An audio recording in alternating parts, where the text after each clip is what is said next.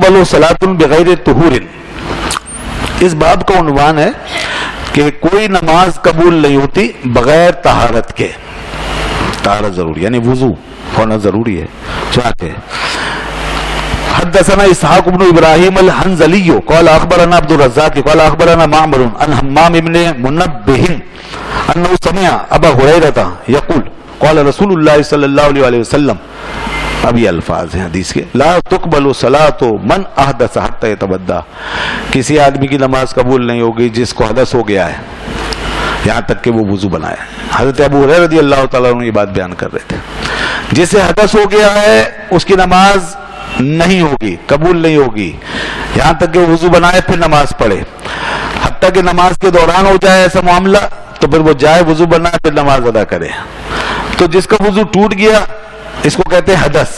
تو فرمایا جسے حدث ہو جائے اس کی نماز قبول نہیں ہوتی جب تک کہ وضو نہ کر لے.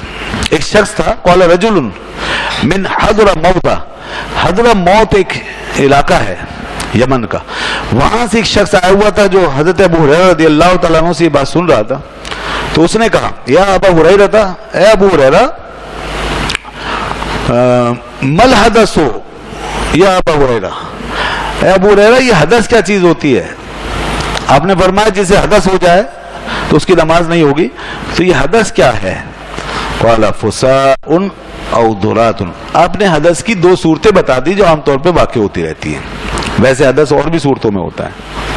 فرمایا کہ ہوا کا خارج ہو جانا، ہوا کا خارج ہو جانا، اور اس کے لیے دو نام آئے، فساء او درات. فساء اور درات بغیر آواز کے جب ہوا خارج ہو جاتی تو اس کو فسا کہتے ہیں، اور جب آواز کے ساتھ ہوا خارج ہو تو اس کو درات کہتے ہیں.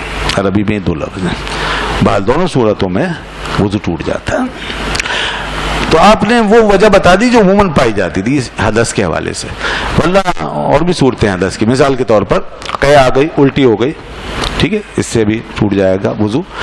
کسی نے بول و براز کیا، قضاء حاجت کی، پیشاب استنجا وغیرہ، تو اس سے بھی وضو ٹوٹ جاتا ہے. اور اسی طریقے سے خون نکل گیا جسم سے تو اس سے بھی وضو ٹوٹ جاتا ہے، وغیرہ وغیرہ. یہ کئی چیزیں ہیں جن سے وضو ٹوٹ جاتا ہے. تو ہوا کا خارج ہونا یہ عام معمول ہے، اور عام طور پہ یہ چیز مسجد میں بھی پائی جاتی ہے. اور جو چیزیں ہیں اور جو اسباب ہیں وہ مسجد میں نہیں پائے جاتے ہیں عموماً. یہ جو ہوا کا ریح کا خارج ہونا ہے یہ مسجدوں میں پایا جاتا ہے. تو اس لیے آپ نے ایک ایسی چیز بتائی جو عام ہے. اور ہوا کا خارج ہونا انسان کے اگلے مقام سے اگر ہو، یہ مسئلے کے طور پر سن لیجئے، اگلے مقام سے اگر ہو تو اس سے وضو نہیں ٹوٹتا. ہوا اگلے مقام سے بھی خارج ہوتی ہے اور انسان کو کبھی کبھی اس کا احساس بھی ہو جاتا ہے، اس سے وضو نہیں ٹوٹتا. ہوا سے